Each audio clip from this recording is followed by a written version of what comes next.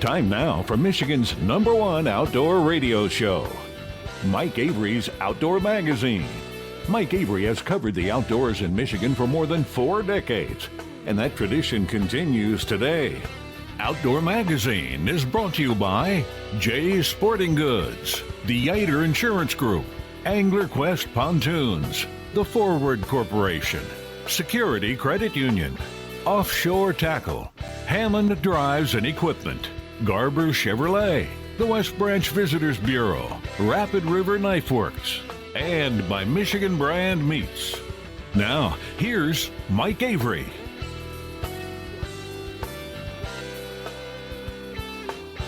Well, thank you, Ken Hunter, for that introduction, and welcome. Welcome to another edition of the Outdoor Magazine radio show right here on the Outdoor Magazine Radio Network, on more than 30 radio stations across this great state of Michigan, and so glad to have you along with us, especially right now, because you got a lot of things you could be doing. You got a lot of really cool things in the outdoors, in the woods, in the field, on the water. And the fact that you have chosen to tune in or download or stream or whatever and hear my voice right now, thank you. I do certainly appreciate that. What happened to Rocktober? Where did that month go? It seems like it was just last week when I was saying, hey, welcome to the month of Rocktober. As you are listening to the broadcast version of this show, Rocktober's gone. We're now in November. But that's not a bad month either, right? Because November, the first 2 weeks of November, especially that first week of November, the whitetail rut, and then followed by the opening day of the firearm deer season. There are worse things that could happen in a month, right?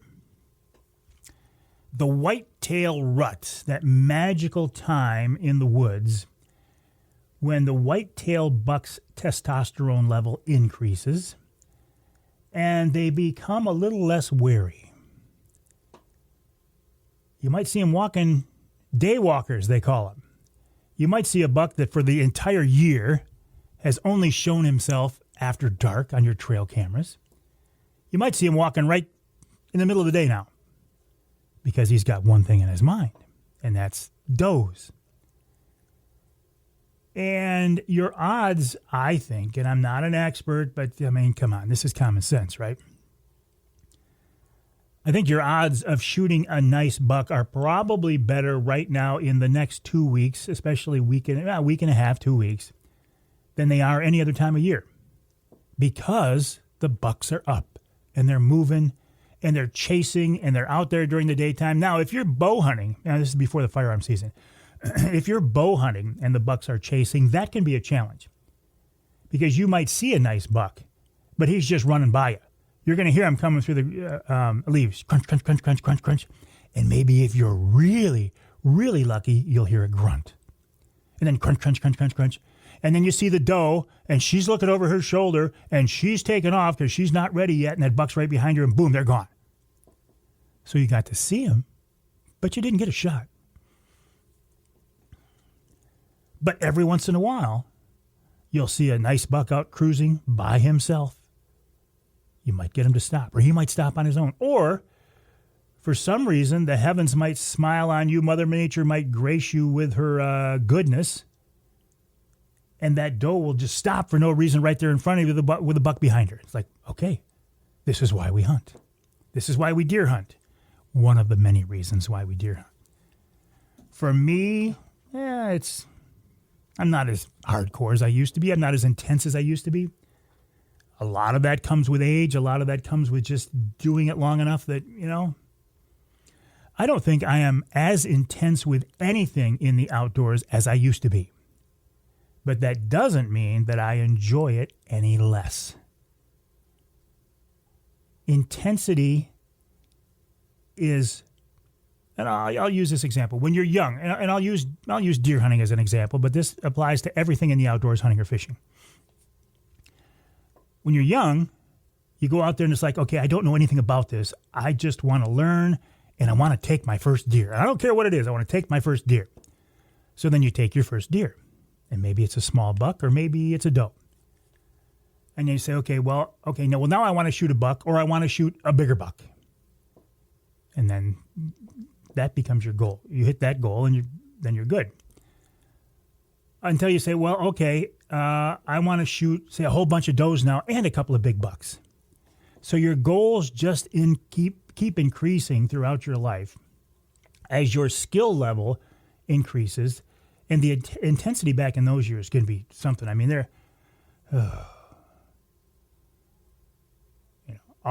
you eat, sleep, dream, think about this outdoor passion. And then you get a little older, and you realize it is just as important as ever. However you enjoy it, you being me, Avery, I enjoy it in different ways.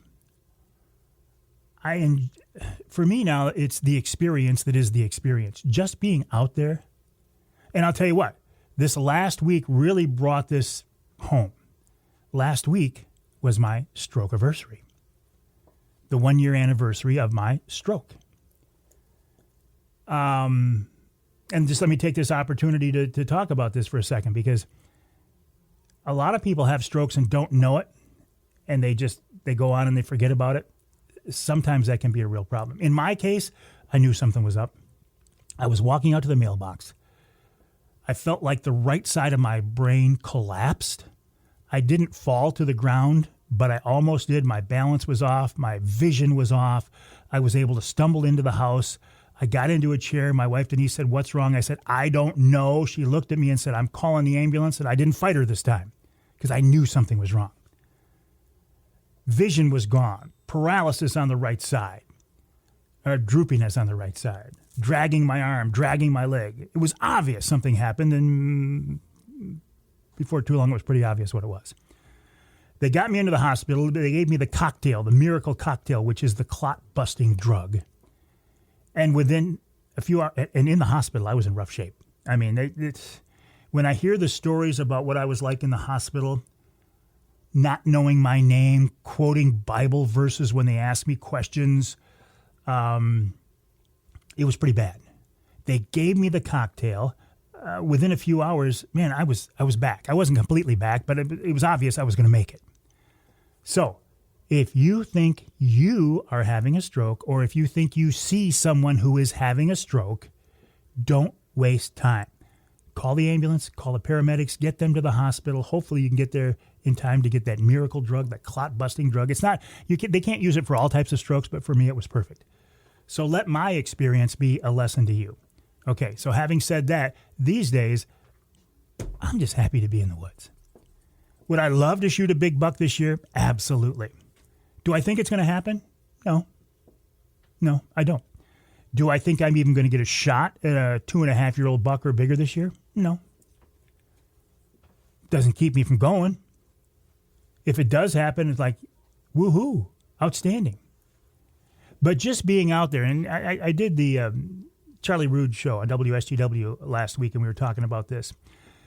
Looking forward to the opening day of firearm season. I will be out there. My son James will be out there. My grandson Trent will be out there. And my granddaughter Addison will be out there. That's enough reason for me right there to go out hunting. More than enough reason. And, hopefully they will see deer and shoot deer. And if I get a chance, great. If not, it's okay. It's okay. Just being out there and continuing this history, continuing this tradition. Speaking of continuing, the problem with the beavers continues. It's really cool when you look at the pond behind the house the first time you see those beavers and go, "Oh, we got beavers back there." And then in my mind, it was like 5 seconds like, "Uh-oh, we got problems." And yeah, when I had the brush cleaned out behind the house, the beavers zeroed in on the trees. I had like 7 trees left standing. Intentionally? Not anymore. Beavers took them down. And I found their house, their lodge. You can see it on an island out there. And it's like a straight shot from the island to my backyard. And now there's a pile of sticks building up next to the lodge, which is their food supply, which means they're hunkering down, getting ready for winter. Hopefully, by the time we talk next week, there will be 1 or 2 beavers less in the pond. Coming up on this week's Outdoor Magazine radio show after the break, taxidermist Scott Kietzman of Linwood Taxidermy talks about preserving your hunting memories. You know, when I got downstairs and look at my mounts, it's like I can remember each one of those animals vividly. A great way to remember those outdoor experiences. Then Bryan Farmer of the Hunt Michigan Collaborative. What is that? I don't know.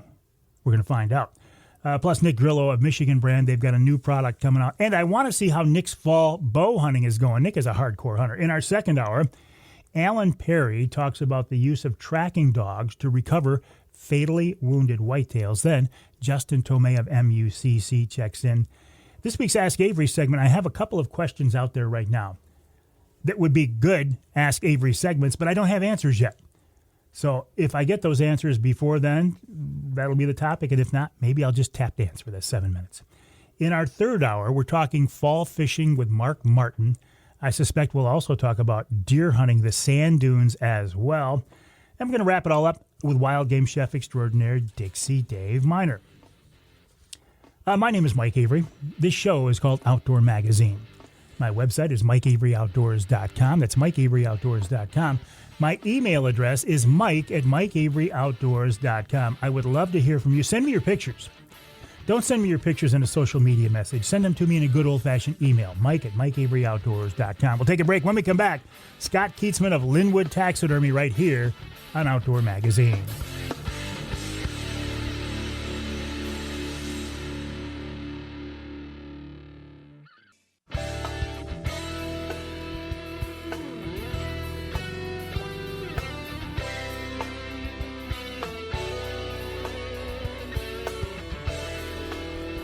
You can hear the Outdoor Magazine show in Alpena on WZTK 105.7 FM. You can hear us in Battle Creek on WBCK 95.3 FM. And north of the bridge in Marquette, WDMJ 1320 AM. This segment of Outdoor Magazine is brought to you by VersaSkins. Just change your skin for the season you're in. How many times have you heard me say that? What do I mean by that? Well, why buy a bunch of different sets of expensive hunting clothes when you can buy one good quality set that is warm, wind-resistant, water-resistant, well-made, and then just snap on and zip on an outer shell of a different camo pattern in about a minute, certainly less than 2 minutes. Company owner Paul Perrone came up with a great idea when he started this. And when you see it, it's like, why didn't somebody do this before? It makes such sense. If you need big sizes, 4, 5, 6X, VersaSkins can help you out. If you are a saddle hunter, VersaSkins makes the jacket specifically for saddle hunting. Learn more on the website versaskins.com. That's versaskins.com, or go to amazon.com and do a search for VersaSkins brand. VersaSkins, just change your skin for the season you're in. And the season we're in right now, as you're hearing this show, is November. What does that mean? Well, different things to different people. Could be small game, could be waterfowl, could be bird hunting still, could be deer hunting. Any one of those things is an activity that is wonderful. Get you outside, get you off the couch, get you away from the screens. And you want to remember those adventures, those activities. A good way to do that? Take pictures, shoot video. You got a phone in your pocket, right? A great way to remember those memories. And engrave them in your brain. Some people that works better than others. Or you can have it when you have a really nice hunt and a great harvest. Go see your local taxidermist. Scott Kietzman is a guy I've worked with for quite a while now.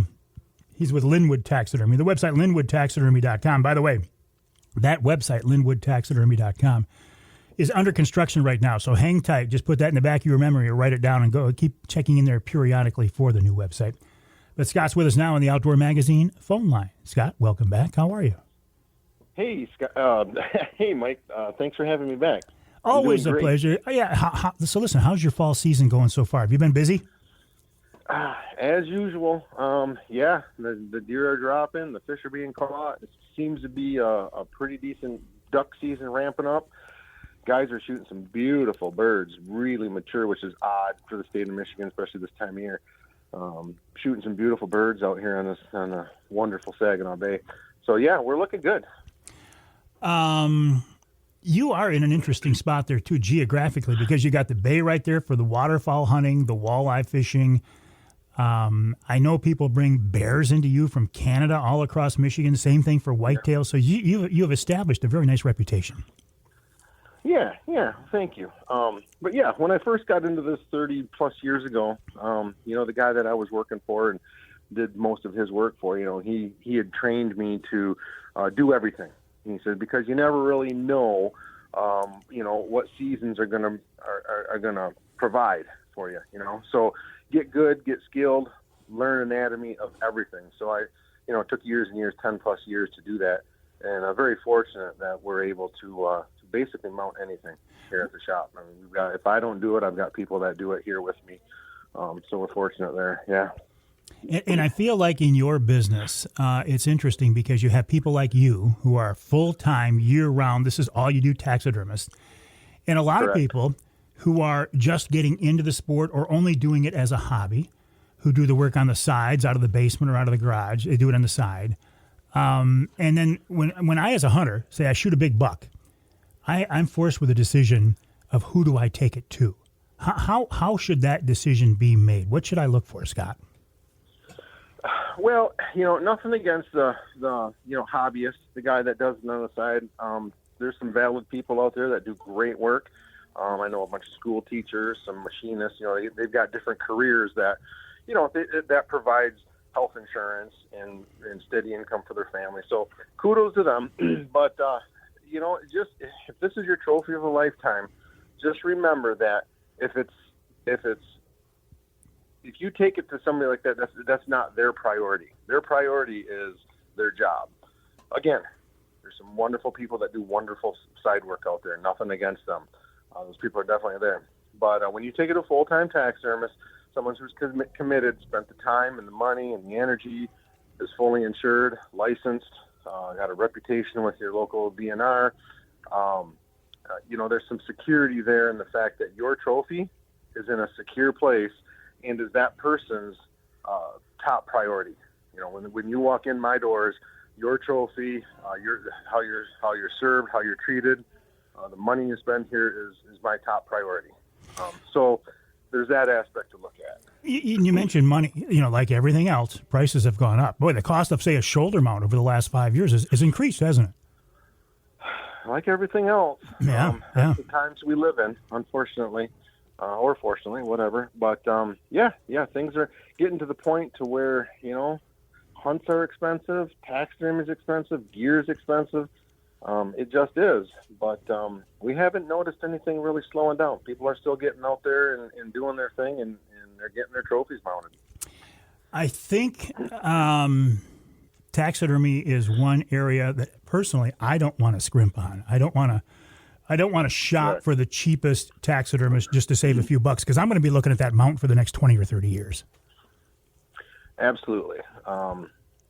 Again, there's a lot of hobbyists out there that do fabulous work, but if you're looking to save, $300-400 on a mount, be prepared for the results that you may possibly get from saving that money. Consequences of your decisions, just do your research. That's all I can say. Walk through a guy's showroom, talk to his client list. A good taxidermist should provide you with 5-6 numbers of people to call, and do your due diligence, as I say, and know what you're getting into. In today's day and age, the internet's a great thing. You go on your Google reviews, look at the reviews people leave. Websites are awesome. Not to say there's not frauds out there. There is, but just do your diligence. And, you can only do, people are on a budget. You can only afford X amount of dollars. Yeah, well, exactly. Be prepared for that result, How long should say a shoulder mount on a whitetail? How long should that last? How long should it last? Yeah. Oh gosh, I've got them on the wall. They're 20 years old. If they're, and they look great. If they're maintained correctly, well, first of all, if they're taken care of by the hunter correctly, that's step one, is to make sure it's prepared correctly and getting, get to your taxidermist in a timely manner. But if it's mounted properly, the proper tanning process is taking place, good quality, everything, the person who mounted it knows what he's doing. I've got them on. I mean, how long should they last is up in the air, but I've got them on while they're 20 years old. Yeah. They look great. So I'm thinking in my case, the mounts that I have, these are things that if my kids want them, they're passed down to future generations. These are long-term investments. Absolutely. I've redone mounts that were mounted back in as early as the 70s.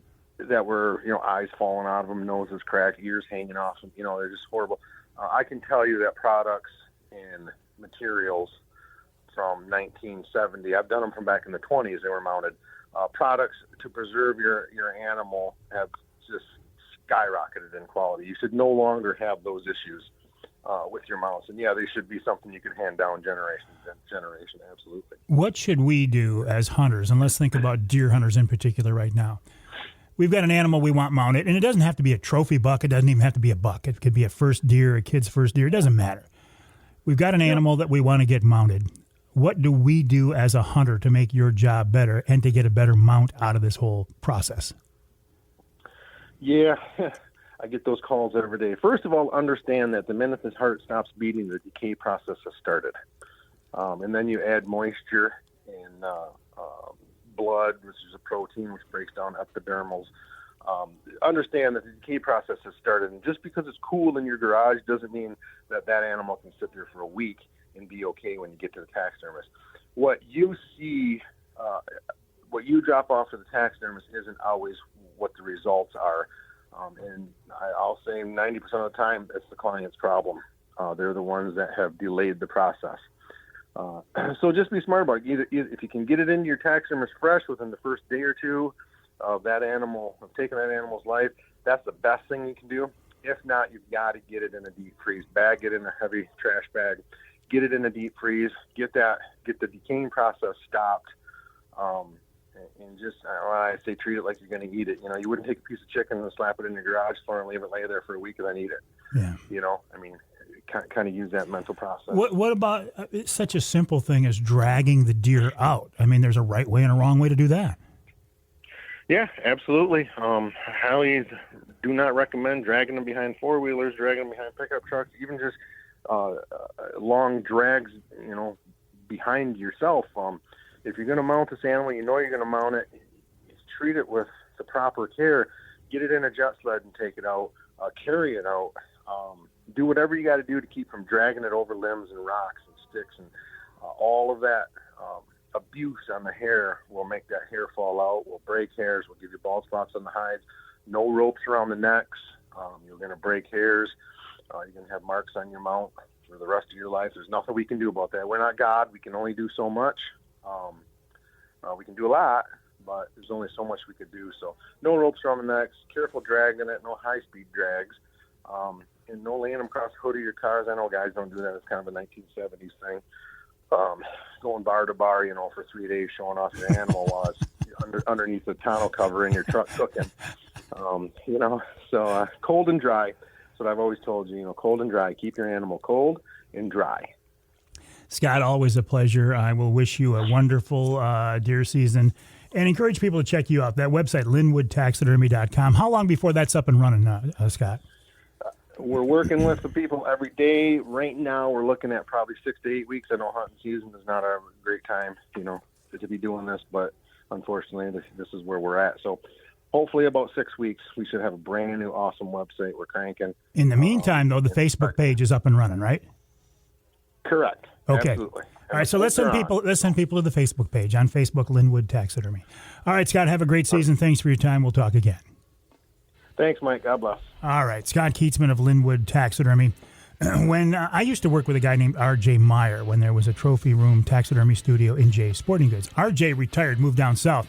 I said, R.J., who should I work with now? And he passed the baton. He passed the torch to Scott. He said, Scott's your guy. He's a great guy. And I've worked with Scott ever since. We'll take a break here in the Outdoor Magazine show. When we come back, Bryan Farmer of the Hunt Michigan Collaborative.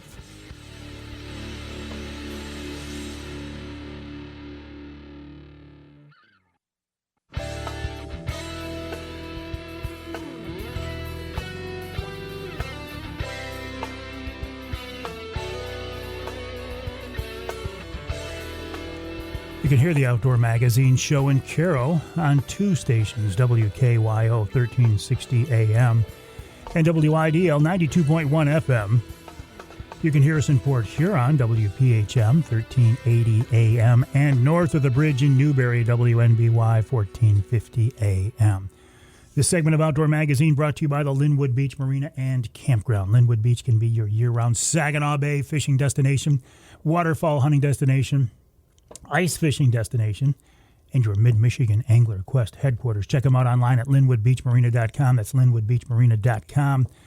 If you are still holding out to have the boat winterized, I said it. I said the W word. Anyway, for that season that's coming up that gets really cold and there's snow and ice, Linwood Beach can help you out there. They can also shrink wrap your boat and store it as well. linwoodbeachmarina.com. For the last couple of months, I've been hearing about a group and a guy's name from people I respect, and they said, Mike, you got to have this guy on. His name is Bryan Farmer, and the group is the Hunt Michigan Collaborative. Now, I have done a little bit of research online, but I don't know much, so it seemed like a good time to get Bryan on the show here to talk more about what they are up to, and he has graciously agreed to join us. Bryan, welcome to the show. How are you? Hey, great. Thanks for having me. Listen, it's a real pleasure. So tell me what the Hunt Michigan Collaborative is. Well, I'm gonna start off. I'm gonna rewind a little bit and say where it came from. Sure. So in 2024, I was put on the DMI, and they were looking for new ideas. And part of my the DMI was the Deer Management Initiative. Yes. Yep. So sort of my career, I'm in the Parks and Rec industry, working for a municipality, and one of my job responsibilities is urban deer management. And the other, I got several responsibilities, but another one was we started an archery program in 2011. We built an archery range in 2015, and we learned back then that there was a big interest in people wanting to hunt. I started leading this group called the Michigan Recreation and Park Association Archery Focus Area in 2017, and to today's date, we have 50 Parks and Rec departments doing archery programs across the state. And we've taken these people that said on the surveys, 40 to 50% of the people said they wanted to hunt when we asked these participants, and only 10% have hunted. So we realized a while ago that, hey, we've got something big here. We can really grow hunting. And we tested out. We took people deer hunting, goose hunting, bow fishing. Every time we did it, it sold out. So when I was put on the DMI in 2024, it was because of my leadership. Another hat I wear is the Southeast Michigan Urban Deer Coalition, trying to get urban deer management going, as well as the archery stuff. So I knew for several years, like, hey, we can grow hunting. So when I got put on that DMI, I proposed the idea of the Hunt Michigan Collaborative to the group as a new idea, something that could really fulfill all of our objectives. And the vote was 22 in favor of and 0 against, and 2 abstained because they didn't really want to vote for anything. So that's where it was born. Immediately, as soon as everybody heard about it, it was endorsed by organizations like the National Deer Association, National Wild Turkey Federation, Pheasants Forever, Network Outdoors, MUCC. So it really got everybody excited. And with that momentum, I thought, okay, now is the time.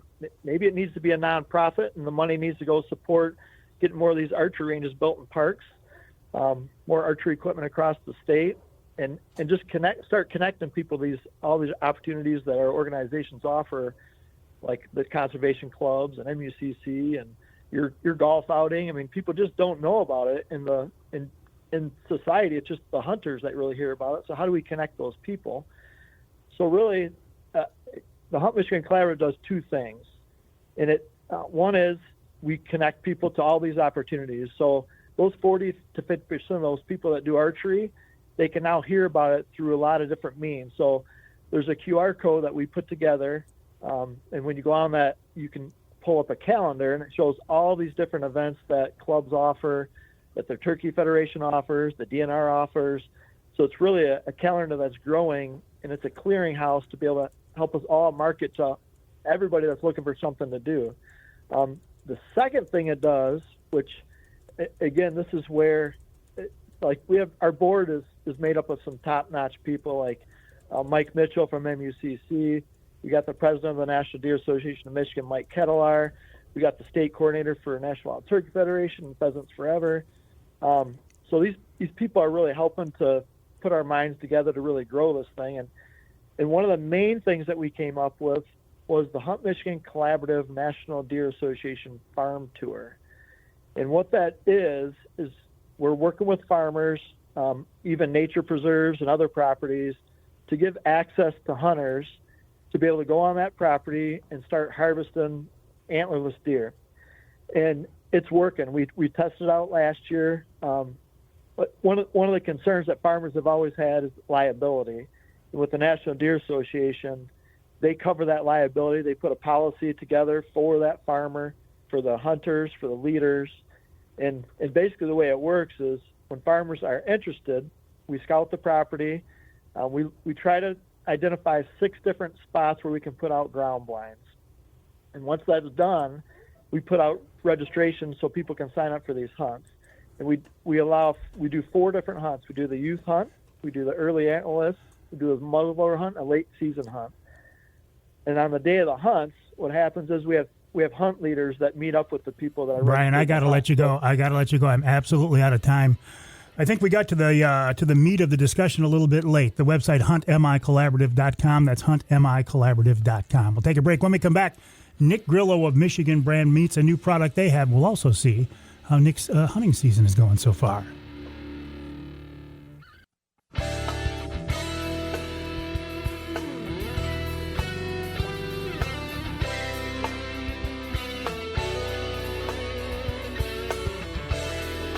You can hear the Outdoor Magazine show in Sheboygan on Big Country Gold, WCBY, 1240 AM, 100.7 FM. You can hear us in Holland on WHTC, also 2 stations, 1450 AM, 99.7 FM.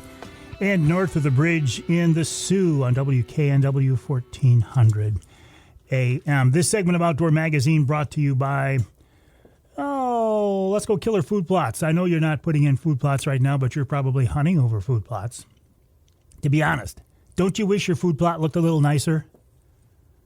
And it could if you work with the right people. And I'm thinking of Rich Krazan at Killer Food Plots. Go to the website killerfoodplots.com. It's killerfoodplots.com. Also, Killer Food Plots does have they sell blinds, and they have a lineup of scents, cover scents, and attractants that could be very valuable this time of year. The website, killerfoodplots.com. That's killerfoodplots.com. I love Killer Food Plots because they are a Michigan-based family-owned company. And that's one of the reasons why I love Michigan Brand Meats. Michigan-based, family-owned. Nick Grillo is a part of the Grillo family behind Michigan Brand Meats. Good friend of mine, good guy, hardcore hunter, hardcore angler. And he joins us now on the Outdoor Magazine phone line. Nick, welcome back. How are you? Great, Mike. How are you doing today? I'm doing good. Listen, how is your season going so far? Oh, it's not too bad. Having a lot of fun. Haven't been able to get a deer down yet, but working on it. I've had some close calls, so can't ask for more. Well, and it's good. And it's going to get nothing but better from now on, right? Exactly. Yeah. I had 2 times that I should have been able to take a buck, and I kind of wasn't rushing it because it was earlier in the season. It was the first week of October there. And so I kind of was like, well, I'm not going to chance, through brush and through quick shots and all. And unfortunately, I never got another shot at him before he walked off. So like I said, you can't ask for more, and season's getting going. So, yeah. And that first couple of weeks of October was so warm. If only you had access to a butcher, Nick. Exactly, yep. Yeah, we talked about that a few times, like, man, if I get one down tonight, we're going to have to take it to work tonight. We're going to have to bone it out, do everything. Yep, exactly. Michigan Brand, aside from being hardcore hunter and anglers, you guys are just good people. You're good family people. I love to work with you guys. I love to partner with you guys. And to be honest, I love the product you make, too. The Mike Avery Hunter Sticks are outstanding. And I came across something last summer at one of Addison's softball tournaments that was new to me. Turns out you guys have been making it for a while, but now you've expanded on that. Tell me about that product. Yeah, exactly. So the product you're talking about is the Jack Snacks, which is our venison snack stick and cheese. So we have Kobe Jack, and then we have another package that we put pepper jack cheese in. So it's a little bit of both, obviously, and it's kind of a perfect snack product, hence why we call it the Jack Snack Pack. And then when you fell in love with it this summer and you were snacking on it all summer and all fall so far, we kind of said, like, man, we should expand that line. It's such a great idea. We said, why not just do jerky? So we did end up making a jerky snack pack. So we have our beef jerky and Kobe Jack cheese, and then we have our hot and spicy and hot pepper cheese. So for those guys that want some hot products. It's like the perfect snack. You get a little cheese in there, you get some meat in there, and it turns it from, I'm going to use the term casual snack to the real deal. I mean, it's absolutely perfect for a ball game, the hunting blind, the goose blind, whatever. On the road, a road trip, I think it's a great combo. Yeah, exactly. And that's kind of, how we market it, just like you said, but also that's how we go about it. Like, we snack on them the same way, just like that. You go on an hour or two road trip up north, or you are driving in the blind, like you said, or to the hunting property, and you don't either have time for dinner or, it's whatever, just snack time. Just throw that in your cup holder, or even throw it in your backpack and have it when you get to the blind, or have it when you get to the ball fields. We've done that a bunch of times, the same exact way you just described it. So, Nick, where do we've talked about this a lot. You guys kind of started on the east side of the state. You've grown tremendously now. You're on the west side, you're up north, you're down south, you're in the UP. If somebody carries your product, do they automatically carry the entire line of your product? No, some of the stores do, but most of our stores are kind of like split up. It's all kind of depending on the store, what location they are and how much room they have, if we are able to use cooler space or just a rack up at the counter. So that's one great part about our website. We have a store locator, and you can look up specifically that product. So like this, the Jack Snacks, and then these jerky snack packs. Only so many stores are going to carry them because of the coolers. So if you wanted to look up that specifically, you would look up your area, and it tells you what stores. And then when you click on that store, it's going to tell you exactly what products that store carries. So that's perfect. Kind of the cool part about it. And that's on the website, michiganbrand.net, michiganbrand.net. And don't forget, Nick, I know you know this, but I'm telling our friends listening, if people use the promo code Mike20, they get 20% off the whole order. Exactly, the entire order. So ham season's coming up, so even if you want to buy a couple hams, if you want to buy one just for your family, or if you're buying, we had a great lady call us yesterday, and she wanted to buy them for 5 or 6 different people. Nice. And I told her that exact thing. I was like, hey, don't forget to try to use that promo code if you're going to order it online. Excellent. All 5 hams, you can get that off. And we're going to start doing the Ham for the Holidays giveaway in November on Wednesday Night Live as well. Nick, have a great season. Keep up the good work. Keep making the great products. I love working with you guys. Nick Grillo of Michigan Brand Meats, the website, michiganbrand.net. michiganbrand.net. We'll take a break for the top of the hour. When we come back, Alan Perry.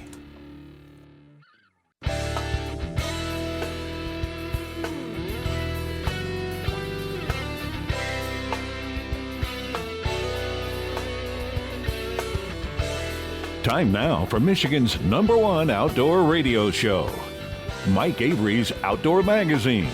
Mike Avery has covered the outdoors in Michigan for more than 4 decades, and that tradition continues today.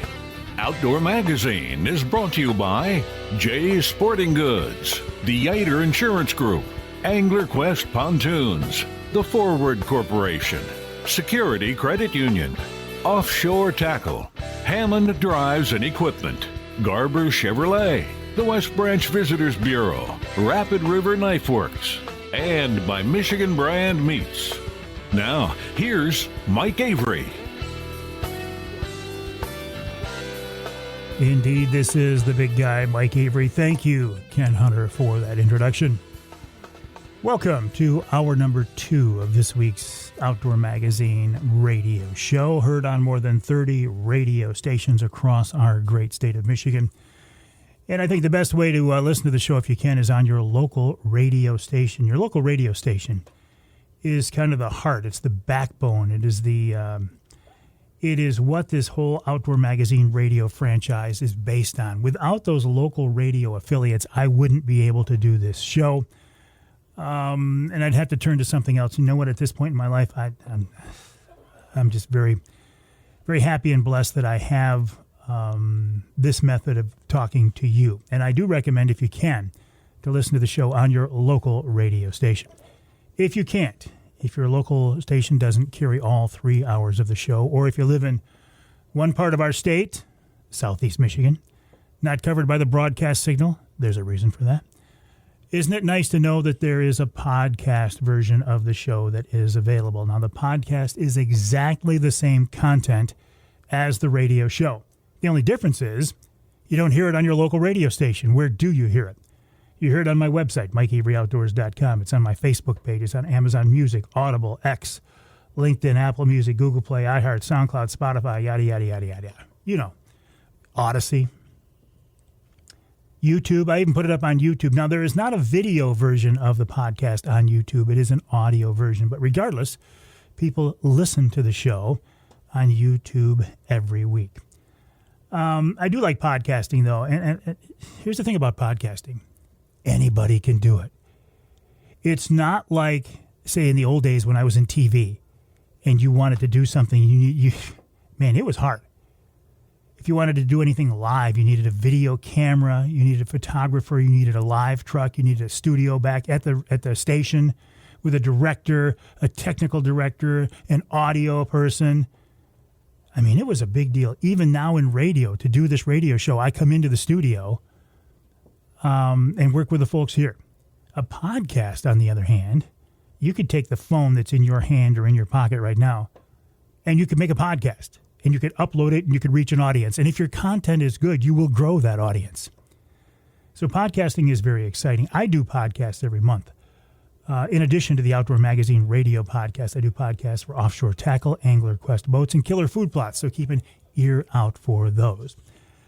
Right now, a lot of people in our state are thinking about deer hunting, deer season.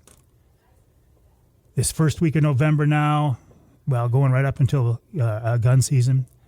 The whitetail rut, a very exciting time in the whitetail world.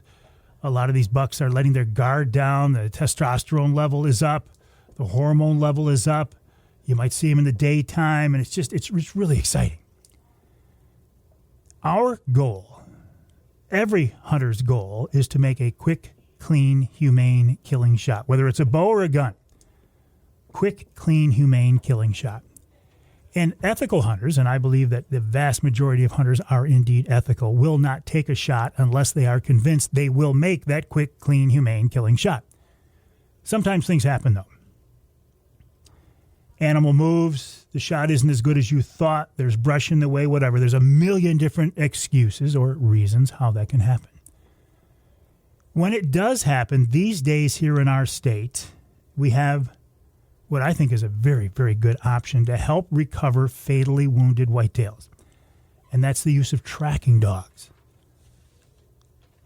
Personally, I'd like to see us be able to use thermal drones as well. I think that would be one more tool in our toolbox, but for now, I'll take a tracking dog.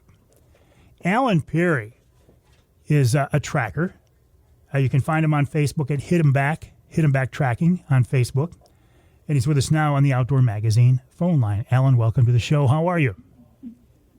Mike, appreciate it. Yeah, doing well, thanks. Thanks for having me. Hey, so listen, help me figure something out. Are you also a part of the Michigan Deer Tracking Network, or is that a separate deal? How does that all work? Yes, sir. Yeah, we are a part of the Michigan Deer Tracker Network, so you can reach us either way on Facebook or through the Michigan Deer Tracking Network. So, yes, a network of trackers throughout and we cover, of course, the entire state. And there's many other groups, but that's the one that we're associated with. So, yeah, there's an app that you can download and be able to access trackers really across the state. Yeah. With Michigan Deer Tracking Network, you've reached one, you've reached them all. So. I'm looking at that right now. It's an app that you download for your phone. This is very nice. Find a tracker, register a deer, all kinds of great information here. Tell me about you, Alan. How did you get started doing this? How long have you been tracking? So this is our 9th season. The old saying, it's invention is it's part of necessity. So I myself needed a tractor about 15 years ago or so, and I was totally blown away by the process. We ended up jumping a live deer, but I was so hooked. I said to the tractor, I said, "Hey, if you guys ever have a pup, I'd like to get one." And hence, here we are today. It was a commitment that I didn't realize that I was making, so I don't hunt as much as I used to. But tell you what, I don't regret it a bit. It's so much fun being able to go out track, find other people's deer that they would, in most cases, not have a chance to find. So it's been great. I love every minute of it.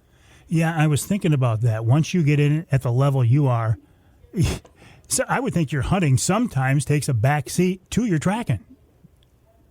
Yes, yeah, it does. I don't hunt nearly as much as I used to, but you know what? At the end of the day, it's okay. It's equally rewarding when you find somebody else's deer. For me, it's a rush, and that's why I do it. It's so much fun. It's so much fun. Now, or you're giving that hunter that peace of mind. Well, peace of mind, yes, exactly. And you mentioned that when you were tracking on your deer years ago, you jumped a live deer. So all of your tracks do not result in recoveries, but oftentimes they do result in the confirmation that the animal was not fatally hit, correct? Yes, absolutely right. Yep. Yeah, we've got one of those tracks that we're running this morning. This is a fairly new hunter to the industry. This is only his second year. He's hit one, and he wants that peace of mind. He wants to know that he hasn't overlooked anything and possibly left a deer out there. Been in multiple conversations with him already, and I understand it because that's how I got started. So I said, if you want that peace of mind, sure, we'll come out and run it. Now, the likelihood of recovery is pretty slim on this one, but I totally understand his position, and we're going to run it for him. So.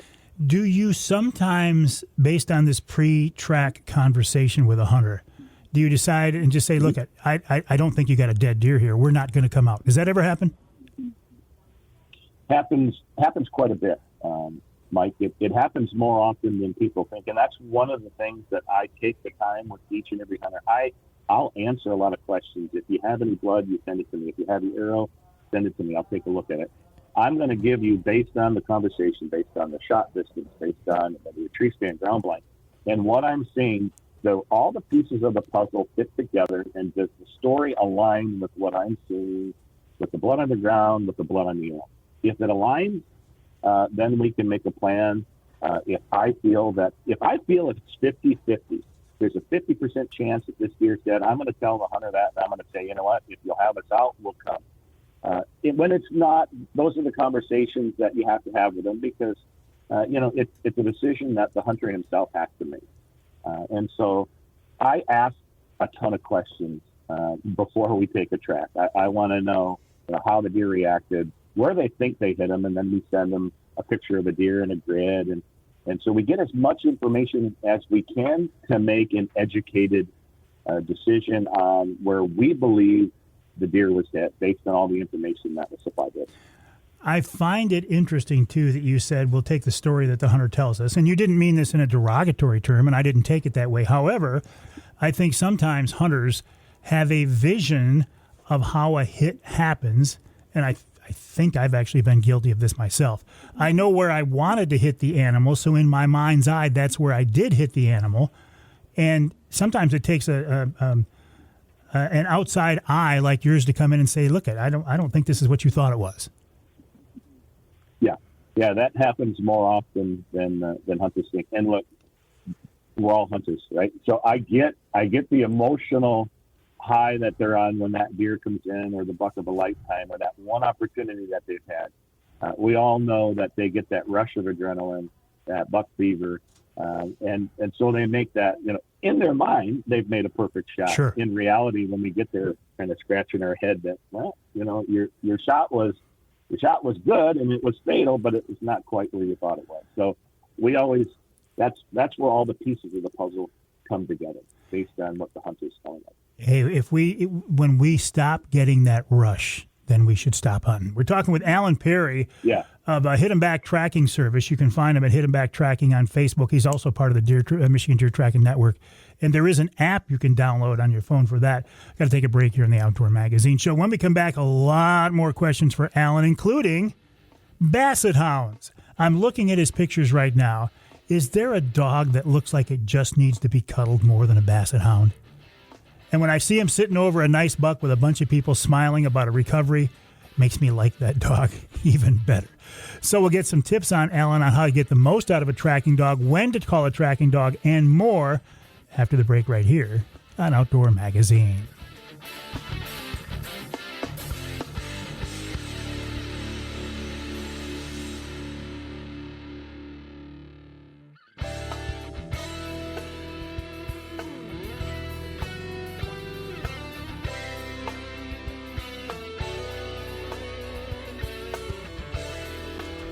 You can hear the Outdoor Magazine Show in Houghton Lake on the Twister, 92.1. Sounds good, Charlie. 92.1 WTWS.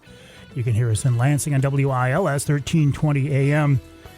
Let's go north of the bridge. Let's go to Escanaba, WCHT, 600 AM, 93.5 FM. This segment of Outdoor Magazine. Oh, here we go. There you go. That's all I have to do, isn't it? You know by now what that is. That is the sound of the Rapid River knife coming out of my pocket and locking back open. I love Rapid River knives. They are handmade by craftsmen in Michigan's Upper Peninsula. They come with a lifetime guarantee.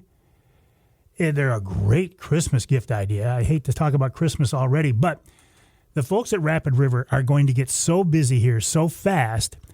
If you want a Rapid River knife for a Christmas gift, in particular, the Avery Signature Limited Edition knife, proceeds of that go to Outdoor Driven, a group formed to get first responders and vets in the outdoors on adventures. I would order it pretty soon. Go to rapidriverknifeworks.com, rapidriverknifeworks.com, or go to the showroom on US 2 just east of Rapid River. Phenomenal place. If you use the promo code MikeAvery15, either in person or online, you can get 15% off your order. Now, that's not true of the Avery Signature knife. We want to keep all of the proceeds into that.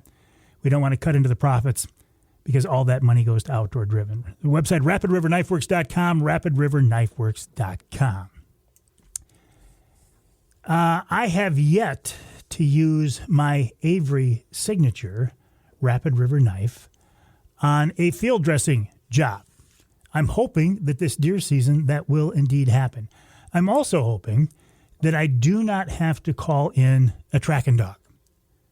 Now, I don't think there's a stigma associated with that at all. I'm just hoping I don't have to use the service. If I do, I would not hesitate. Because again, as hunters, our job is to do everything we can to recover the animal that we hit. Alan Perry is with Hidden Back Trackers. You can find him on Facebook. He's also part of the Michigan Deer Tracking Network. Alan, you're tracking with basset hounds. I feel like that basset hound should be curled up at my feet in front of a fireplace with me scratching his ears. What are you doing taking him out in the woods, tracking down deer with him? Well, you know, they're just built for the occasion, right? Low to the ground, long ears, scent stays in front of their face, in front of their nose. I mean, they're by design, they're designed perfectly for what it is that they've been trained to do. So they're really a great fit, and tremendous olfactory system within a basset. So, but yes, they are, when we're not tracking, they're our family, they're our boys. So I got to believe this time of year and for the next few weeks, you guys don't get a lot of rest. I mean, it seems like you could probably run tracks all day long, every day, if you had the energy to do it. Yeah, I'll often tell clients I basically got to quit before my dogs are going to quit, because you just get run down. We ran all day yesterday. We've already got a couple scheduled for today. So yeah, it's nonstop. And this time of year, our call volume goes completely through the roof. On weekends, we'll get anywhere between 20 to 30 calls. You can't take them all, but you try to get as much help to the hunters as we possibly can through the network, through other trackers that we know. It can be pretty chaotic at times. when should we as a hunter make that call to you? Should we wait till we've exhausted every option on our end, or should we try to get ahead of it? Yeah, really good question, Mike, because the call should be, even if the call is made ahead of time, just to give a tracker a heads up, that's really a good situation. And then typically what we'll say is, hey, do you have any pictures of blood? Do you have any pictures of your arrow?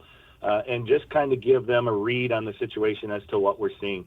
But the earlier the better, especially now that the rut is coming, because availability on our trackers becomes very, very limited with the call volumes that we're dealing with. But it typically, there's no rush in this cooler weather to run out and track a deer, minutes after you shoot it. And that's the single biggest mistake most guys make, is they go way too soon.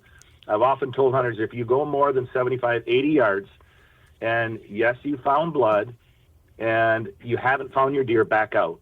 Because chances are you may have soft bumped them, you may have pushed them a little bit, and that's a situation where we usually get called in. When the hunters take it beyond that, they'll take it 200, 300, and they bump the deer, they push the deer because they didn't read the arrow, they didn't read the blood. It might be liver, it might be gut, and you have to give those deer time. So typically they go too early. That's the number one reason why we get calls, is because they push the deer. Should we go ahead and call in our buddies and do a grid search? And, I know your time is valuable. Should we call in the troops, call in the cavalry, and try to search the area thoroughly before we call you guys? So in the middle of the rut, as we just mentioned, with the call volumes the way they are, if you just cannot get a tracker to come out because everybody's booked and everything is stacked up, then that's a last resort. The dogs can work through a grid search area. It just takes a lot longer because as you're grid searching, you're moving that scent around, and it becomes more difficult. The dogs can do it. It just adds so much more time to it. And the dog's got to check everything out. So he's checking primary and secondary scent. When you've moved it around, he has to confirm whether, yes, that's a deer, or no, there's just not as much scent here, and it's possibly that secondary that's been moved. It's not really the primary. So he's got to figure out through that grid searched area and into clean scent again where that deer exited. So that's, as a last resort, I would say yes. I wouldn't say that that's the primary means of finding your deer grid searching. Again, it's always best at that point, if you've gone that 80 and you haven't found it, back out, get a hold of a tracker and see what they think at that point. And if you can't get a hold of them, then that's your other option, is to grid search it out and do the best you can to try to find the deer. All right, so you vet your phone calls ahead of time. You talk to the hunter, you get his story, you see pictures if you've got them. So when you agree to come out on a track, you have a reasonable expectation of a recovery. What is the percentage rate? And this isn't a reflection of you, but it's just dogs in general. How many deer do you find based on how many you start out after? Yeah, so the national average is right around 37%. This year we're running, in fact, I asked my wife last night, we're running right at 50. So while we're above the average, the average can be, when you ask hunters that, it can always be, or hunters ask us that rather, it can always be a sort of a leading question, because I'll take tracks like the one I'm taking this morning. It's for peace of mind. So I know the likelihood of recovery on this is slim at best, but we're doing it because it's the right thing to do. It's a younger hunter. He's only been hunting 2 years, and he wants that peace of mind. So does that affect our numbers? Yeah. So you have to kind of take it with a grain of salt, and you have to, again, get to know your trackers, get to know their abilities, get to know their dogs and such. So, but that's where we're running this year. But a lot of times we're jumping live deer, and that doesn't count. We're only counting deer that are on the tailgate. We don't count that we've jumped a live deer, which is what we did yesterday. Well, that should count. That should, to me, Alan, that should count as a successful track, because you've proven the animal was not fatally hit. Success. Yeah, I get, and that's one of those questions that could be debated. I can't disagree with you. I've always thought you jump a live deer, you get that confirmation, and that it's just he's got all all four wheels working, and he's just off to the races. And you know you're not going to catch him, and you can tell by the blood that you've been tracking that he's not mortally hit, and that he's going to bed up and he'll be just fine. But as a stat, we don't count those. We only count deer on the tailgate.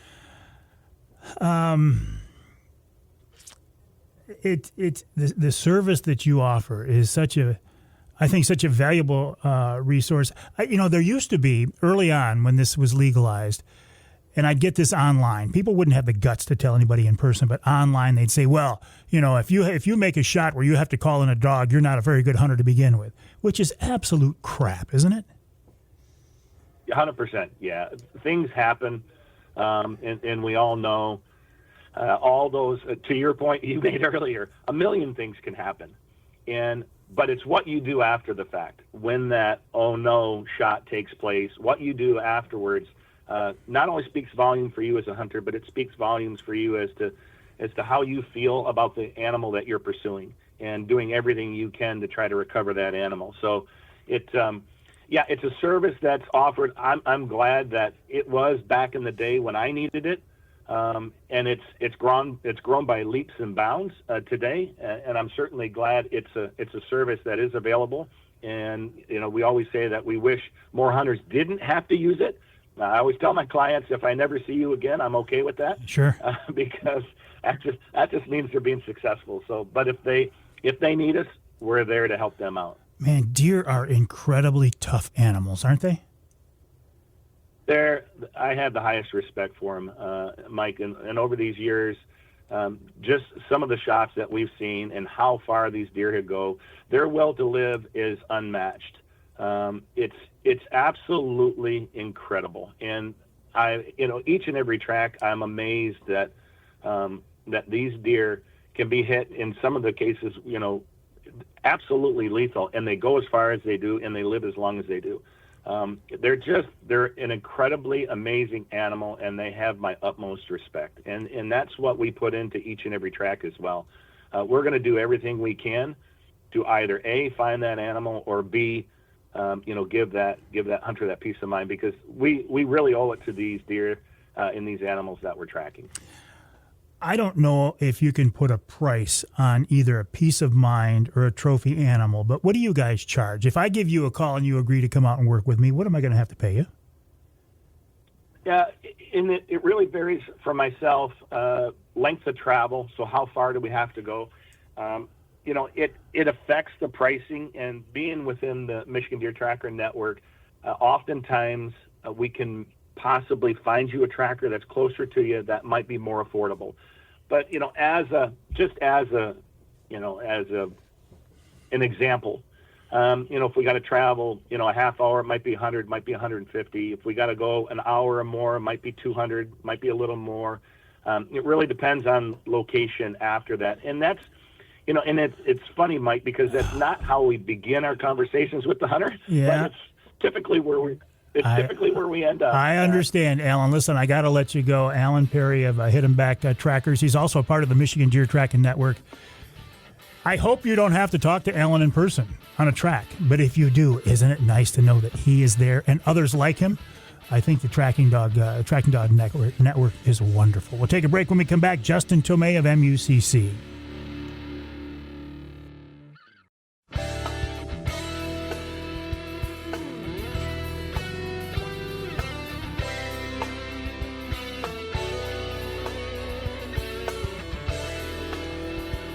You can hear the Outdoor Magazine show on 98.5 WUPS out of Houghton Lake. You can hear us in Sandusky in the Thumb, WMIC, 660 AM, 95.3 FM. And you can hear us in Iron Mountain, WMIQ, 1450 AM. This segment of Outdoor Magazine is brought to you by Reader Landscaping. Reader can take care of your lawn and property because it's your nature and our nurture. Let them create an outdoor getaway in your backyard. You want 10% off? Use the promo code Avery10 for dormant pruning, blowing out your sprinkler systems, and there was one more. I'll think of that. I'll tell you what it is. I've worked with the folks from Reader a lot. They've been in business for 60 years. So I see them at my place a lot. And the reason I keep calling them back is they do a great job. They do a great job for me as they will for you. Check them out online at readerlandscaping.com, readerlandscaping.com. I want to turn our attention now to Justin Tomei of MUCC. MUCC is a group that I use as a resource a lot. And the reason I want to talk to Justin this week is I had so many people last week say, hey, did you hear our hunting and fishing licenses are going up? And they're going to all this detail. I'm like, what? Just because the Senate approved it doesn't mean it's going to happen, or does it? Justin is the guy to ask, and he's with us now on the Outdoor Magazine phone line. Welcome back, Justin. How are you?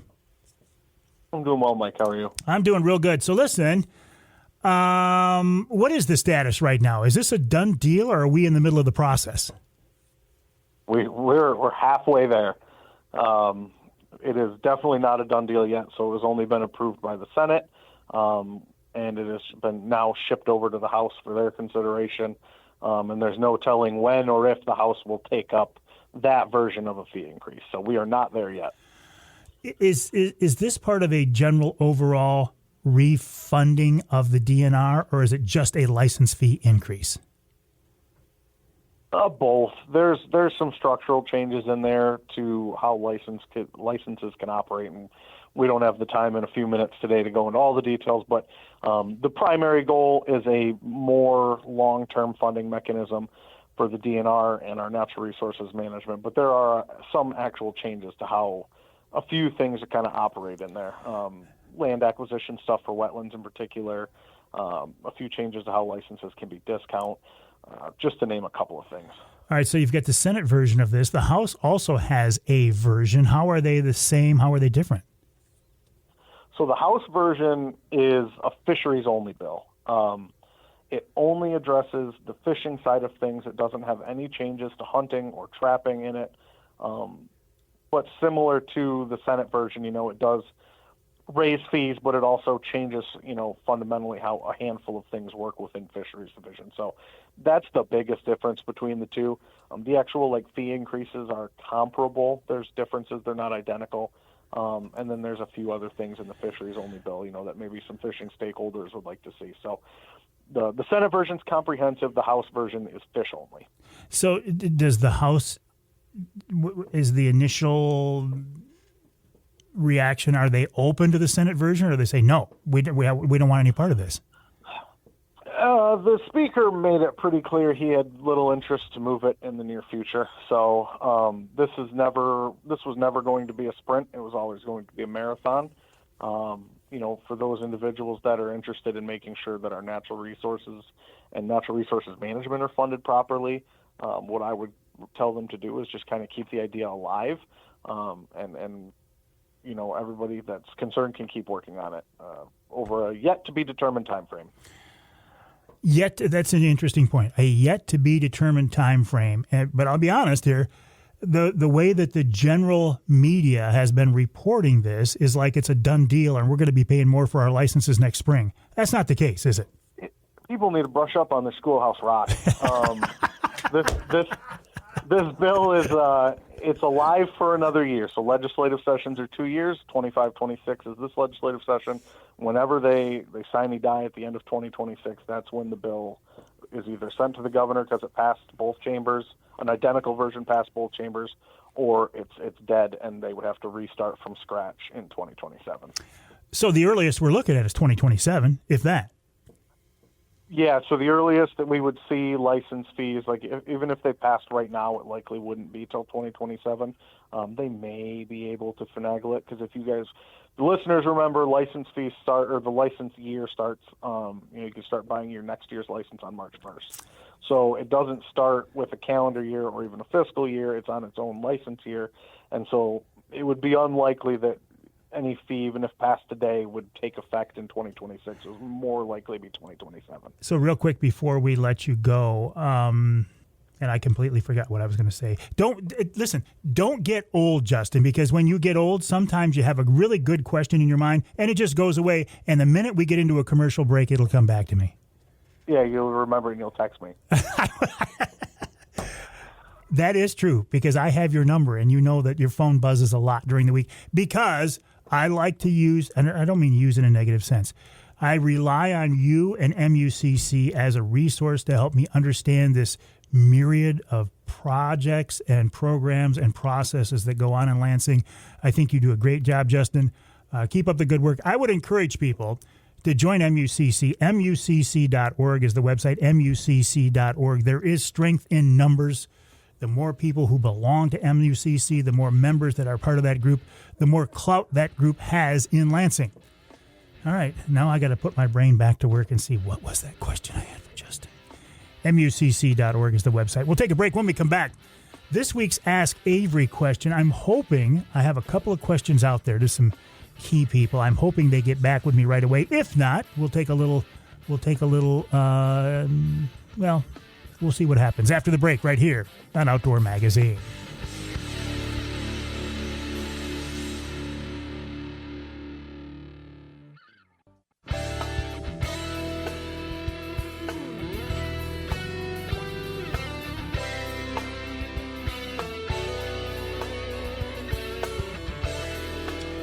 Welcome back to Outdoor Magazine. My name is Mike Avery.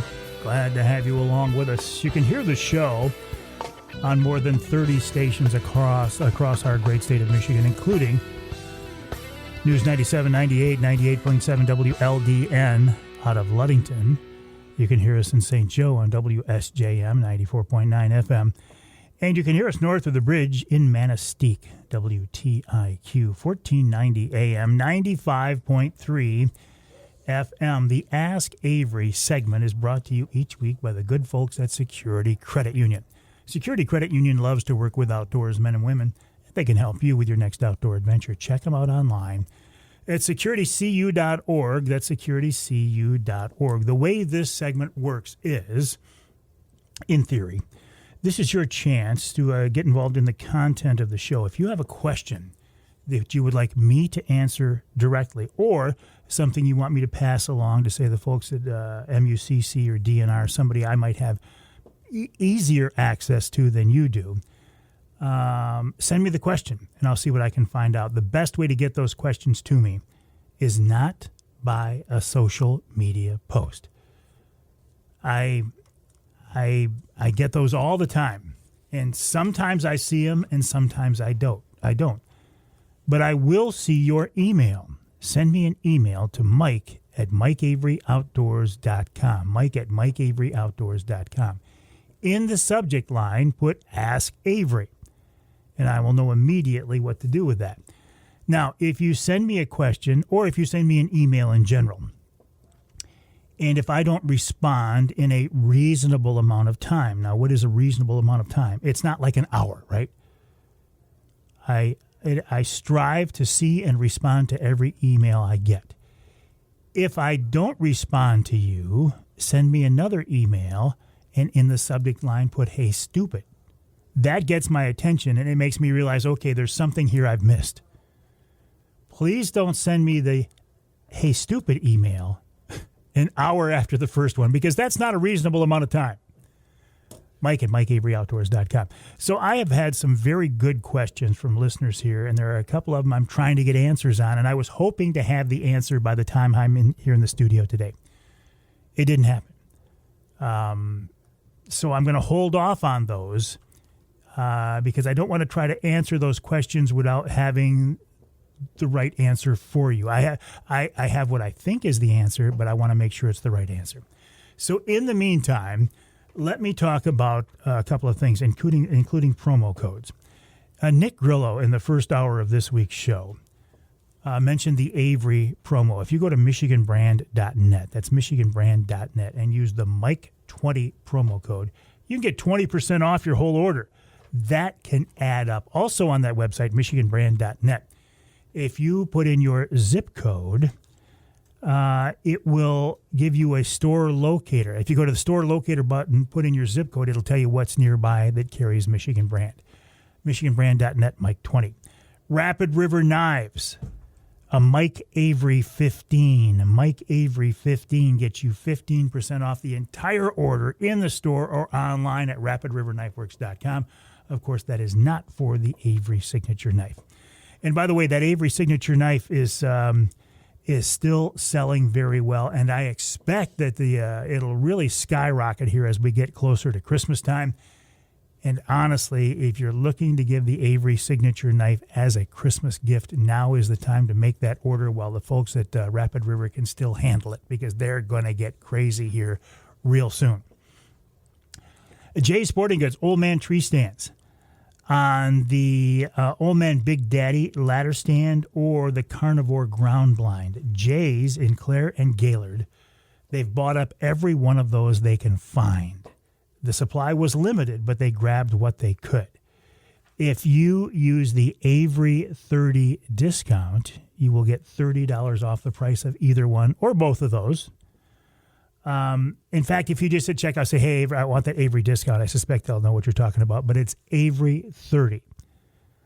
The folks at the Lumberjack Lodge, they have an Avery 15 for 15%. The Lumberjack Restaurant, Avery 10. And finally, here's the one I was talking about in the previous segment. Reader Landscaping, Avery 10, and the services are for your sprinkler blowout, your fall dormant pruning, and here's the other one I couldn't think of, core aeration of your lawn. They're still doing that and will be for a while, along with the fall cleanup and everything else. Now, following up on the Reader services at my house, I thought I was being really smart. I had the guys from Reader come in and clear out the brush between our yard and the pond. It had really gotten out of hand. I left it up because I wanted to leave it there to see if it would knock down on road noise and also to discourage the big flying rats, also known as geese, from coming up in the yard. Guys from Reader came over and they cut all the brush down just like I had asked. And also just like I had asked, I said, hey, I've got several trees that are really going to be nice trees. Let's leave those standing. They break up aesthetically. They look good. And they're nice. Let's leave those up. And they did. 2 days after they cut the brush down, I came home and there was 200 geese in the backyard. And that's not an exaggeration. So that didn't work out so well. And within a week of taking that brush down, every tree that the Reader crew had left standing had been taken down by the beavers. Wow. Mother Nature. Appreciate you. Thanks a lot. Didn't do me a lot of good to cut that brush down, did you? Well, there's more to both of those stories, and I'll keep you informed on how those go. We'll take a break for the top of the hour. When we come back in our third hour, Mark Martin on fall fishing, deer hunting, the sand dunes, and more. And, of course, Dixie Dave.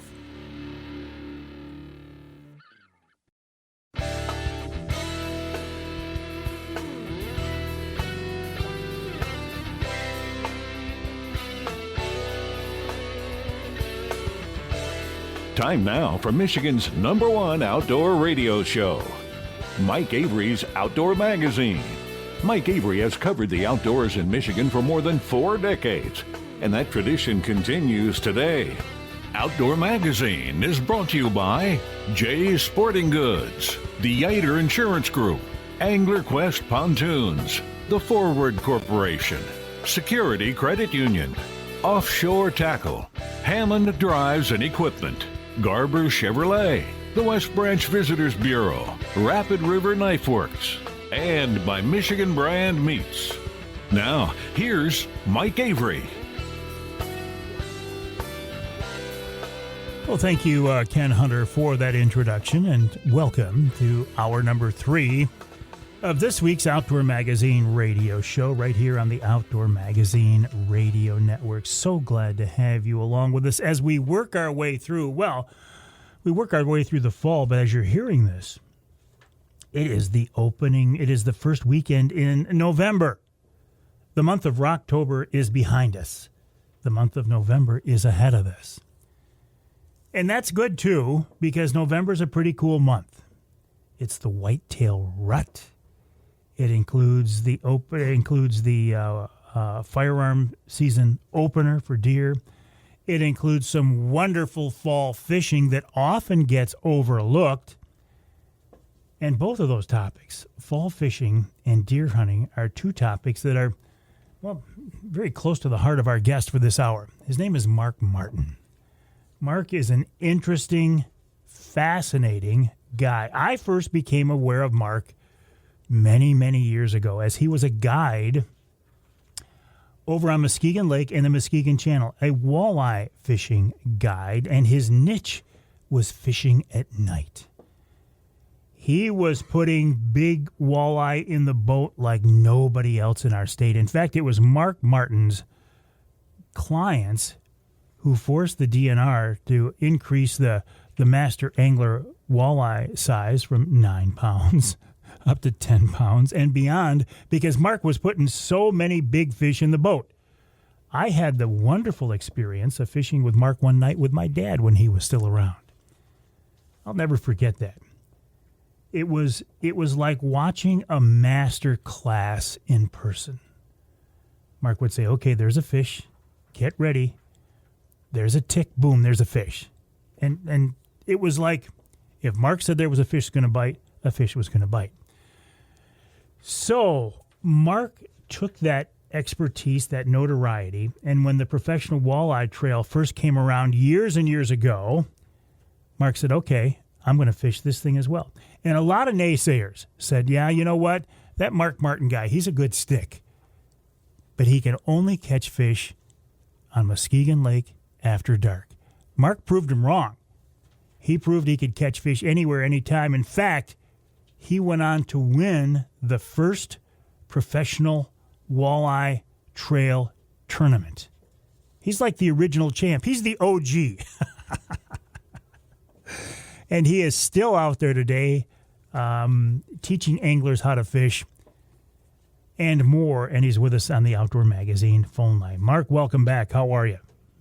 Well, very good. Thanks for the great introduction. I love it. You know, sometimes I forget what I've done until I listen to you.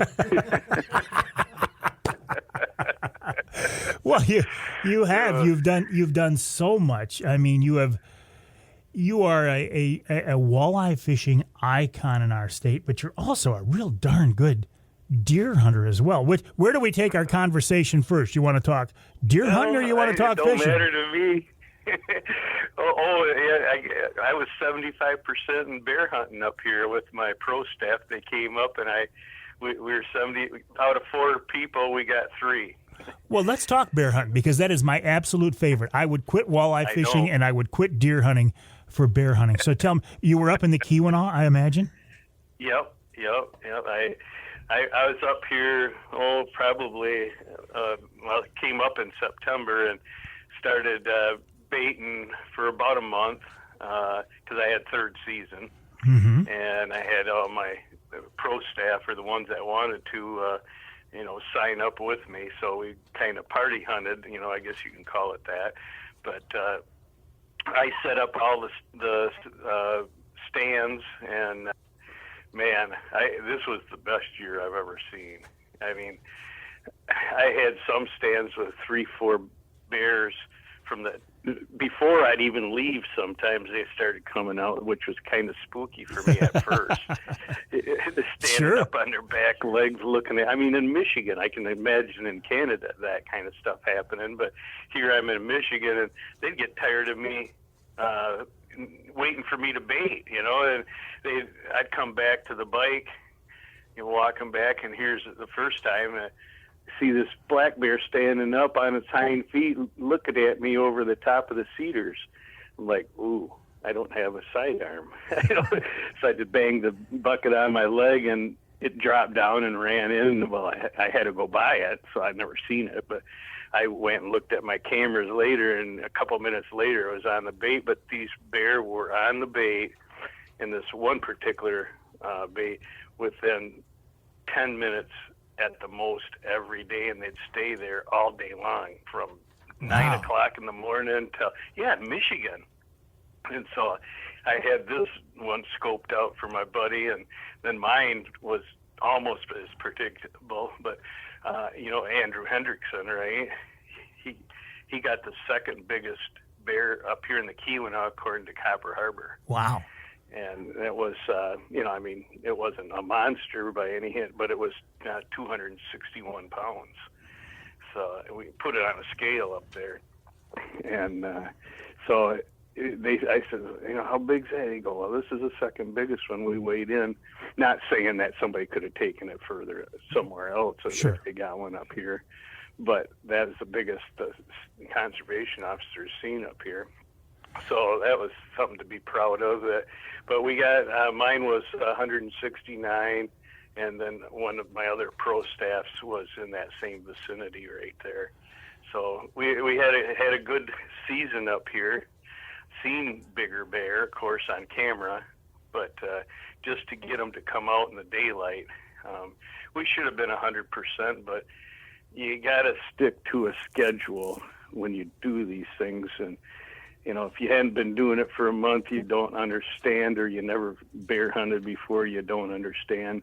You got to, if you start baiting them at 9:30, 10 o'clock in the morning, you better adhere to it, because you're not going to take the bait out with you at 4 o'clock and sit down and expect to see them at 5. You're going to see them at 4 in the morning. They start getting complacent, and they go, if you put it out early, they're afraid of other bears getting it. So they'll show up in the daylight then. Yeah, and that third season is notoriously tough. So to go 75% in the third season, that's a good job. Yeah. Everybody told me that. I was like, well, I worked hard at it, and if we could have just kept, the last guy, instead of wanting to go out when he wanted to go out to bait them, that would have been a lot better. What is it about the Kietzman? You love the Kietzman. You've got a place up there. You spend as much time as you can possibly can up there. What is it about the Kietzman? Well, I like, Bob Gwiz, Bob, he Sure. came up and we bird hunted, and all of us. And so we were shooting partridge and woodcock, and, just having a good time that way. And then you're kind of scouting for everything else while that's happening. And so you get your friends, but then you got the fishing too. The fishing is, now it's starting to get good because now it has cooled down. So that made a big difference. It was really warm. On some of my bear cameras, I got temperature on it. I remember a couple days, the bear are out in the daytime, and I seen 100 degrees on my camera. Wow. So they got black coats. I'm like, how? It was hot. Just, I had all the windows and doors open in the house, but having a bear sit out in the middle of the day in that temperature, they kind of like hot weather. When it cools down, sometimes they slow down, but when it was hot, they're really active. And so the fish weren't as active then, but as soon as it started to cool down, well, now the walleye, the pike, the smallmouth, the splake, they're all starting to pick up right now. Last year at this time, it was much warmer, so things were really delayed. Now they're coming back into perspective right now. And they're putting on the feed bag. The splake are spawning because they do it in the fall along with the lake trout. So we're catching them too, lake trout. So it's a potpourri. When we get done here today, guess what? My friends want to go fishing. So we're going to go fishing. Oh, it's a great time of year. Are we going to go fishing? Are we going to go hunting? And when you're talking with Mark Martin, it's as good as it gets. Mark Martin, a member of the Freshwater Fishing Hall of Fame. He's the original champion for the National Walleye Tournament. He's an educator. He's a guide. And he's just an all-around interesting guy. We've got to take a break here in the Outdoor Magazine show. But when we come back, we're going to talk more with Mark. Let's talk about deer hunting in the sand dunes. Now, you might think, what does Mark Martin know about deer hunting in the sand dunes? Well, guess what? He's the first guy I heard about who has ever done this. So we'll talk about that. And then we got to talk about fall fishing and more with Mark Martin. His website is markmartins.net. markmartins.net. So we'll take a break. When we come back, we'll talk with Mark. We'll pick his brain a little bit and see where the conversation takes us. Markmartins.net is the website. My name is Mike Avery. This show is called Outdoor Magazine, and the guy we're talking with right now, his name is Mark Martin. Markmartins.net.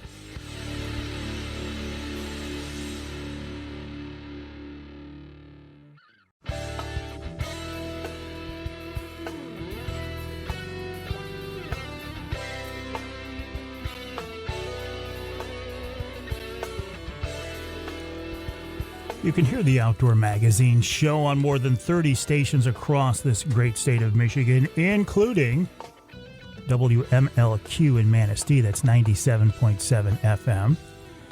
And in Newberry, WNBY 1450 AM. This segment of Outdoor Magazine is brought to you by the truck trolley. What is a truck trolley?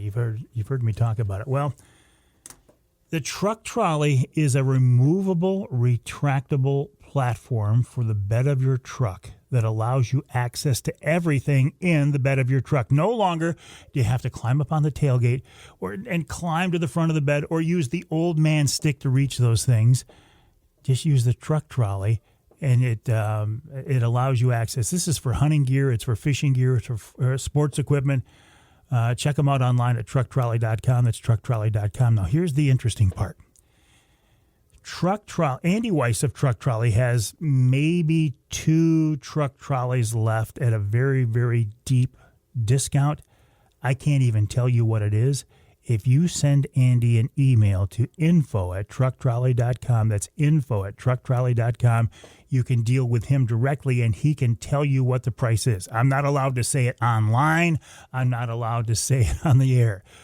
Send Andy an email, info@trucktrolley.com, and you'll see what I mean, trucktrolley.com.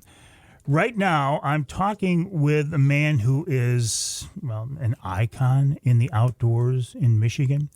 He's a member of the Freshwater Fishing Hall of Fame. He's been a fishing guide for many years, a professional angler, a tournament angler, and a hardcore hunter as well. His name is Mark Martin. The website is markmartins.net, markmartins.net. Mark, I appreciate your time. So many things we could talk about. Let's turn our attention right now to deer hunting and deer hunting in the sand dunes.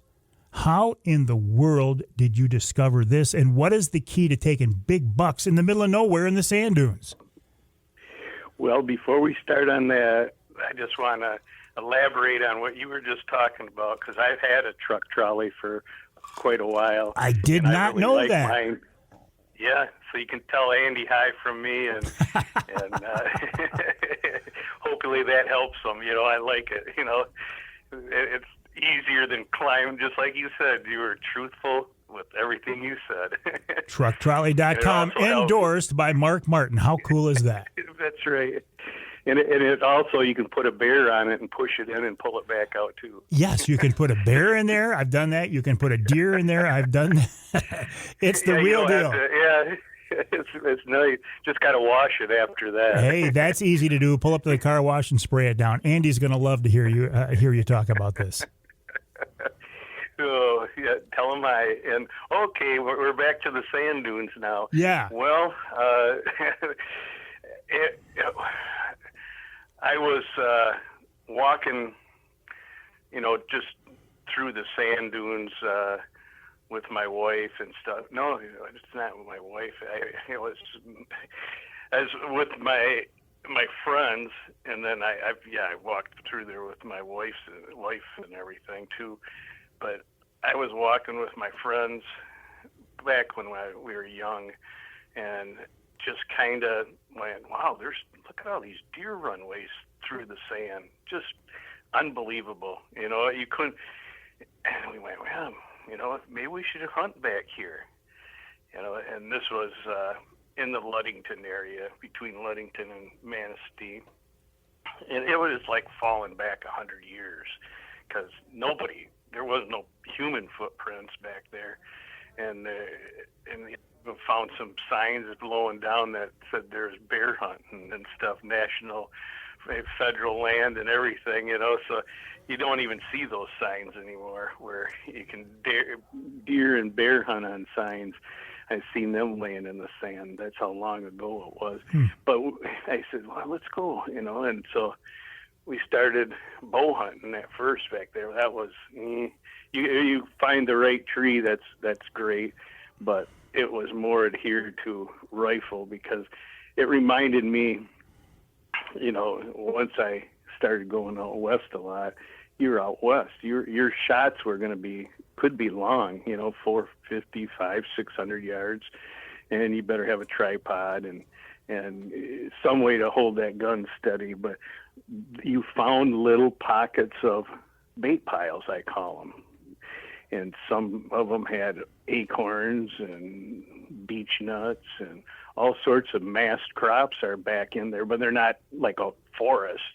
It's like a forest had been spared in a little pothole, and the deer come to it. So we'd back off from this bait pile or pocket of mast crops on a sand dune, but you never want to get your head above that sand dune, so you can never really see what's on the other side of that sand dune, because if you did, they learned to silhouette people, even if it was just their head and shoulders and stuff like that.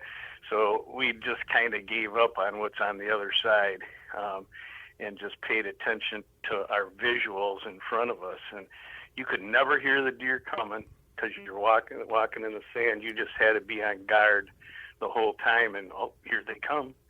And then you had to pick which one do I want to shoot that 6-point? No, I got to drag it out of here. So we choose, anything 130 and above. Wow. We had to put and there was, you always got a deer, and so you had to set your sights because it's tough. And I'd take a boat in a lot of areas, then anchor it offshore, and then run a anchor rope all the way back to shore and stick it in. And then when it come time, I could stretch the other, the rope. I could pull it. What I'd do is I'd pull it back, and then what you do if you don't want, you kind of use it as a spring. So you anchor it really good offshore, and then you have another rope that you can pull it back to you on shore. Waders, because you got to wade out a little ways, and then you don't want to get it too close because of the waves and stuff like that. So that made it kind of precarious, I'd say, at times. We found that out one time, and that's why we started getting it offshore a little ways. And so, but we seen more in Michigan. Okay, this is Michigan. This isn't Kansas or Saskatchewan. We seen like a lot of 130 to 160 bucks. I think the biggest one we ever got was probably 160 something. My buddy got. Yeah, back in the sand dunes. And that's pretty impressive. It kind of looked like some of those deer that were on the pump station project. I don't know if you ever been up there and seen those deer inside of their fence on the Ludington pump where they had create electricity. No, but I can imagine. They're protected back in there. But this is interesting though. Yeah, you're not going to hear them walking because they're walking on sand. They're and nobody's bothering them, at least until you kind of blew the lid off this whole thing. I never heard of anybody hunting sand dunes until Mark Martin talked about it. And now they do, and I never did. I might seen one guy a year come through, maybe, and but it's amazing now how many people that are hunting them. And, but I like to help people. I like to help people fish better. I like to help people hunt better, smarter maybe. That's what I should say. Look in the places that other people aren't looking, and then you're going to have more success, And that's kind of what those sand dunes are like, And the only drawback is that, most places don't allow wheeled vehicles of any kind. So you got to figure out, you can't have a cart, you can't have a four-wheeler, so you got to carry it out or drag it out. Dragging a deer on sand is about like dragging a 200-pound bear out of the woods. They're Velcro. Yeah, like you say, you got to decide, do I want to drag this buck out of here? So it's going to be a big buck before you're going to pull the trigger. Right. Right, exactly. And I've carried them Indian style on, cut an oak tree, a small oak tree down, and tied their feet around it, and then walked them off. And we did it. And then we did. My buddy and I both got 135 and a 140s one day, and it took us all day long to get them back to the boat. And this was in the morning. Wow. So you got it, it's not like, oh, you're going to shoot it and just drag it. It's not that simple. I don't want to make people go, oh, now what do I do? Yeah, well, it's not an easy hunt. It's a hardcore hunt, right? Right, yeah. You go up a sand dune, you take 2 steps and go back a step. Because you're sliding back down, a lot of times. And now if you're starting to get a deer out of there, it's twice as bad or worse. Wow. But it's fun because you're going to have a trophy. You're going to see a trophy anyhow, okay? Let's just put it that way. You will see a trophy, whether your abilities will allow you to shoot the distance or, whether you want to really take it out and what's your idea of a trophy. There's plenty of bucks to shoot. So, it's not like you got to, if you want just a buck, you're going to get a buck. You want a trophy, sometime during the season, you're going to get one. Well, I know your buddies are getting ready to go fishing, but listen, I got to offer you the coveted third because we haven't even talked about fall fishing yet. Can you stick around a few more minutes? Yeah, I can. No problem. All right. Tell your buddies to be mad at me, not you. We're talking with Mark Martin. His website is markmartins.net, markmartins.net. And let's talk a little fall fishing. Mark said the water's getting cold now. The temps are dropping, so the fish are putting on the feed bag. What kind of fish? Well, trout, walleye. He mentioned splake, bass. We'll talk more about that after the break. Mark is up in the Keweenaw right now, one of his favorite places. I love the Keweenaw. It is a beautiful, remote part of our great state of Michigan. If you have not been to Copper Harbor, Copper Country, and the Keweenaw, check it out. If you have not been to Mark Martin's website, markmartins.net, check it out. If you haven't been to my website, MikeAveryOutdoors.com, check it out. We'll take a break. When we come back, the coveted third with Mark Martin right here on Outdoor Magazine.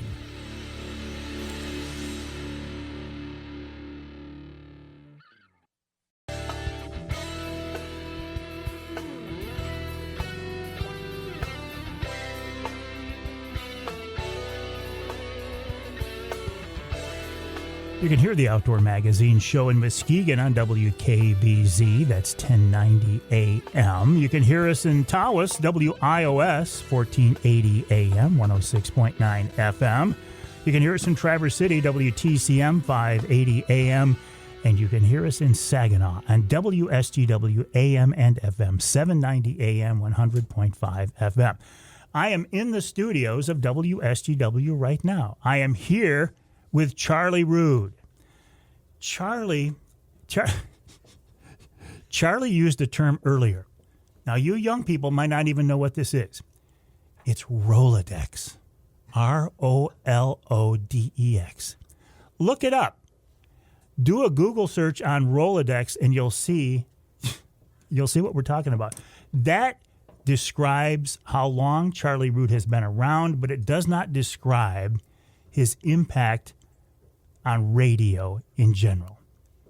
Charlie is, well, right now there are people out here in the parking lot. They're starting to show up. Moms in minivans. They pulled the kids out of school. The young kids are not in school yet. And when Charlie leaves here, they're going to be chanting, Charlie, Charlie, Charlie.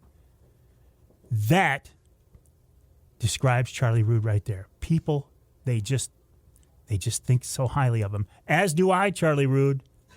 I think so highly of you, and I really enjoy my time in the studio with you. I also enjoy my time talking with other interesting people, other than Charlie Rood. Mark Martin.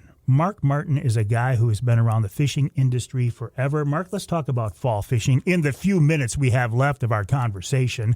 Why is it that the fishing gets so good in the fall? Well, and for some species, like the lake trout and the splake and things, that concentrates them into spawning areas. And, they spawn just like bass and bluegills, and, they make beds or redds, whatever you want to call them, and they protect them. So if you find these areas, and they're free swimming around, so you're, catching them too. But if you get into where they're actively spawning, they're pretty territorial, just like all other fish are. And you put something across them or on their redds or beds, they're going to attack it. In fact, I got a magazine here that Bob Gwiz wrote. And he didn't write the magazine. He wrote the article, as in the Michigan Outdoors magazine. I think it just came out, or the one prior to it. And he fished with me at Copper Harbor. And we were the only ones around. It's as fast as you could cast, you had a fish, and they averaged between 3 and 7 pounds. I mean, world-class fish. Beautiful color like brook trout. And we're going at it, and the whole front of my boat was just filled with eggs and sperm. It was a mess. And finally, we looked at each other and went, Bob, do we need any more fit? Do we need any more pictures? We had and Bob, he keeps, keeps track of every count of how many. I didn't even. He said, well, we've caught over 40 of them now. Wow. I says, I don't think we need to hurt them any bit worse, do we? He goes, no. He says, I got what I need. He said, this is the best. And I said, Bob, and he put this quote of mine in at the end of the story. I said, you know how people tell you that you should have been here yesterday? I said, this is yesterday. I've never had another day like that. I mean, I've had good ones, but not extraordinary ones. So it concentrates these fish. When you find them, first you got to find them and to get them like that. And it was fun. It was, and they fight like, just go and cast. And we were casting husky jerks and catching them. We had bobbers with spawn out. Finally we just put the spawn and bobbers away because you could catch them on husky jerks. Why have so many rods that you're going to get tangled up into them after a while? So that was fun. But no, you can catch them on crankbaits, you trolling or casting, little Cleos. You can make long casts with them, spoons of any size and shape, anything that, especially when you're this time of year, like I say, they're territorial when you get into their territory. So you're going to have a good time, but they're all coming into shore because they're picking out their spawning ground. So you just go along shore, just like you're bass fishing, and cast and cast and cast, and all of a sudden, unless you got forward-facing sonar, you can see them, but you're going to run into them doing just the old-fashioned search and destroy method, and that's how that works. And then the walleye, they're putting on the feed bag, the bass are putting on the feed bag, the northern are putting on the feed bag, and then occasionally you get a muskie up here once in a while doing the same thing. And I'm, using husky jerks, I'm using spoons for casting, but I like to trap my own minnows. Wow. And then I use a live bait rig, and we're using big minnows. That's pretty hardcore right there, trapping your own minnows. Although it's not something that surprises me hearing that from you, Mark Martin. I would encourage people to go to your website, markmartins.net. That's markmartins.net. Thank you for the stories. Thank you for the information. Thank you for the advice. Conversations with Mark Martin are always interesting. If you get a chance to see him, do it. Go to the website, markmartins.net. Dixie Dave coming up.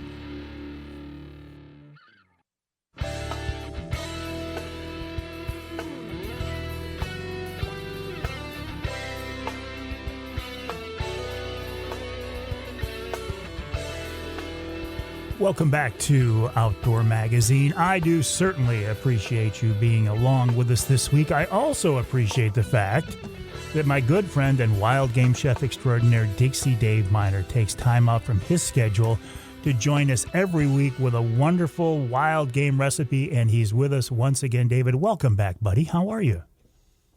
Good. I'm glad you're doing as good as you are. Congratulations on your 1-year anniversary from your stroke and such a great recovery. My stroke anniversary. Thank you, Dave. I appreciate that. It was, God was watching out for me. I had a wonderful medical team, but I am convinced it was the prayers of so many people, you and Terry included. It was God's grace that it just wasn't my time. He didn't want to see my ugly face in front of him yet. And for that, I feel very blessed. And thank you, David, for bringing that up. I do appreciate it. Good. I'm so happy for you, Mike. Thank you, Dave. I'm doing great. No long-term impacts. No longer-term impact at all. What about a recipe, my friend? What do you got for us this week? Well, we got on page 92 a pheasant coq au vin, which is a French version of pheasant and red wine. Fancy schmancy this week, Dave. Really. In some areas you can still hunt pheasants, Is that put and take still going on this year? Oh, yeah, absolutely. It's called, it's not put and take, but I know what you mean, but it's the modern version of put and take, and it's very, very popular. It's the pheasant release program. You buy a pheasant stamp for it, and it is at several state game areas across the state. Right. So that's pretty cool. All right. Well, anyways, it's a pheasant coq au vin, and it serves 4 to 5 people. You need 2 pheasants cut in by 8 after you skin them, and you can check for shot by holding the pheasant up, the pieces of meat up to a 100-watt light bulb in a darkened room, and the shot that travels through the meat, it makes like a line, and you can see it real good where the shot would be. So you don't want to be chomping down on a nice piece of meat and have a shot in your mouth. You need a medium onion diced fine, 2 carrots sliced quite thin, 3 to 4 cloves of garlic, a 12-ounce package of mushrooms cut into quarters. You want nice chunks of that this time. 2 to 3 ounces of brandy, a cup or so of burgundy wine, maybe even a little bit more, 3 cups of water or stock if you wanted to boil the skin and stuff like that and make some stock with vegetables. You could do that. That would work out real good. You need 2 jars of beef gravy. And what I would recommend is to grind a lot of pepper all over this before you do anything with it. And if I was making this for Mike Avery, I'd put an extra amount of black pepper on it. God bless you for that. Flour to dredge and olive oil to saute. It's a pretty straightforward recipe. So you're going to dredge the meat in flour, and you're going to brown it on all sides in a nice hot saute pan. Do it in small batches so that you can get it all nice and caramelized all around, and don't crowd it. Remove it to an oven-proof baking dish. In a heavy quart, maybe 6-quart saucepan, and a small amount of oil. Saute the carrots, the onions, the garlic, and the mushrooms for just a couple of minutes to break the flavor loose. Flambe with brandy away from the hood. You want to make sure that you do not do this underneath the hood because brandy is pretty volatile when it's warm. Add the wine and the gravy and bring to a boil. And keep adding the mixture. Well, if you're going to use a roux, but we're going to use beef gravy instead. So you're going to have all of the ingredients mixed up together. And so out of that pan, you want to mix it up real good. Put it in a casserole and bake it at 350 degrees for at least an hour, hour and a half, depending on the age of the roosters that you're going to be cooking. Used to be when you could hunt birds in the wild, sometimes you'd get a couple 2 or 3 year old bird and it would be tough. But right now, this put and take program, they're probably just 1 year old and they're going to be tender after an hour, hour and a half. And you could serve this over noodles or biscuits and biscuits, and then put your gravy over the top of that. Boy, it's a wonderful dish. We used to make this at the restaurant lots and lots of times, and people just loved it. No, it sounds wonderful. And, we shouldn't lead people astray. You can still hunt pheasants in the wild. In fact, folks like Tom Lounsbury out in the Thumb, he still has really strong pheasant populations. But you're right, Dave. It's not like the old days for sure. But when you talk about this recipe, it does bring back a lot of memories. That's for sure. We did this for the show, and it went really well, too. We had a lot of requests for recipes. When we used to say to send a self-addressed stamped envelope to P.O. Box 419, Auburn, Michigan. Oh, man, we got inundated by those things, didn't we? Oh, God, Mike, you used to bring me shopping bags full. I wore out cartridges on the copy machine doing this. Yeah, nowadays we could just send them to the internet. Thank you, Wild Game Chef Extraordinaire Dixie Dave Minar. I appreciate your well wishes, and I appreciate the wonderful pheasant recipe. Wild Game Chef Dixie Dave Minar, a big part of the Outdoor Magazine show, as are you. If you weren't listening, there'd be no reason to do this, and I would be extremely, extremely sad. My name is Mike Avery. This show is called Outdoor Magazine. My website, MikeAveryOutdoors.com. My email address is mike@MikeAveryOutdoors.com. I would love to hear from you, and I'll love to talk with you next week right here on Outdoor Magazine.